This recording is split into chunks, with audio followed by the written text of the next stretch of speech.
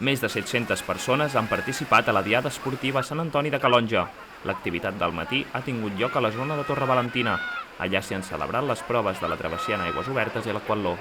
Les aigües obertes han reunit més de 200 participants i oferien un recorregut de 2.000 metres que anava fins a la Roca dels Musclos, nadaven en paral·lel a la platja i tornaven a la sortida. A l'aquatló hi han participat una cinquantena d'esportistes.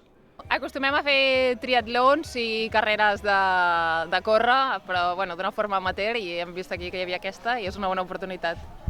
Sí, som del mateix estil. Fem triatlons i alguna carrera popular per competir i seguir actius.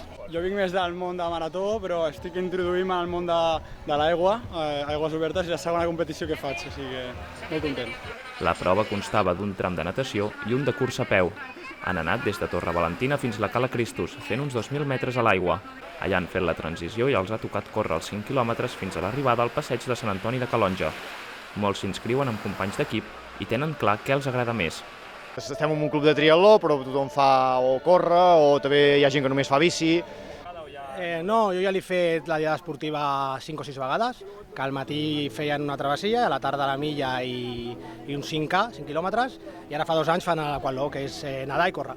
A mi em diferència córrer, que a sobre és el que millor se'm dona, i nedar i bici, intento fer-ho més o menys bé, però el que millor se'm dona és córrer, sí. Jo la bici, proposo un triatló l'any que ve, vinga.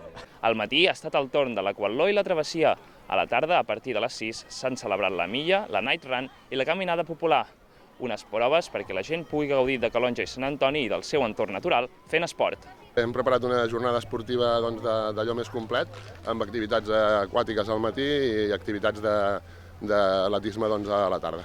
Està clar que tenim un entorn privilegiat i la platja és un dels nostres llocs preferits i més adequats per practicar l'esports. És un dels esdeveniments fixes a l'estiu i serveix per demostrar el valor de l'esport a Calonge i Sant Antoni.